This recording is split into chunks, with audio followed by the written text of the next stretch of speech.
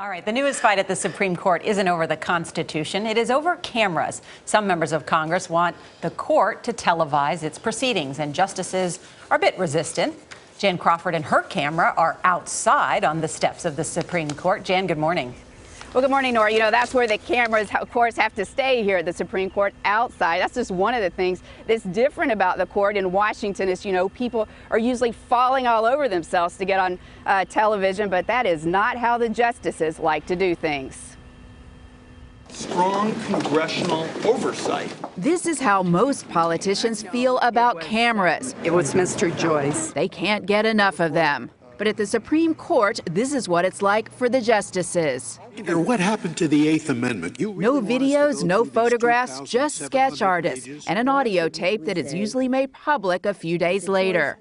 A group of senators is trying to change that and force the court to install cameras. We have Dole on 2, Byrd on 1. Just like Congress agreed to, the House in 1979, and the Senate 7 years later after years of resistance.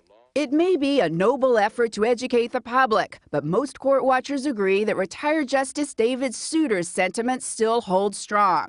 The day you see a camera come into our courtroom, it's going to roll over my dead body.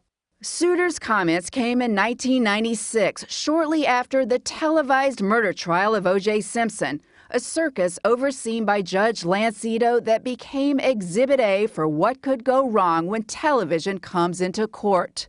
Most justices, most recently Justice Elena Kagan, have no problem with cameras before they join the court. That I think it would be a terrific thing to have cameras in the courtroom. But once they take the bench, they have a different view.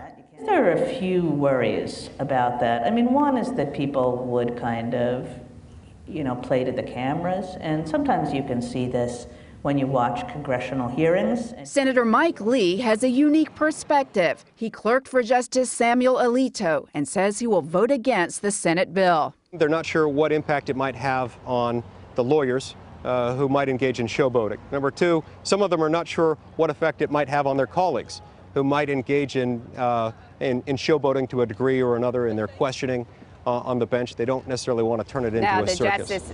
The justices do give the occasional interview, but that is rare and it's pretty controlled. And I think there's another reason why they don't want the cameras here. They like their anonymity. They like going to the grocery store, the hardware store, and no one knows who they are. In fact, retired Justice Sandra Day O'Connor would always tell the story about how one time she was walking back with her clerks on this sidewalk and a tourist approached her and asked her to take his picture by himself in front of the Supreme Court. No idea the photographer was a justice. Anthony and Nora. I love that story. Jan Crawford, thanks so much.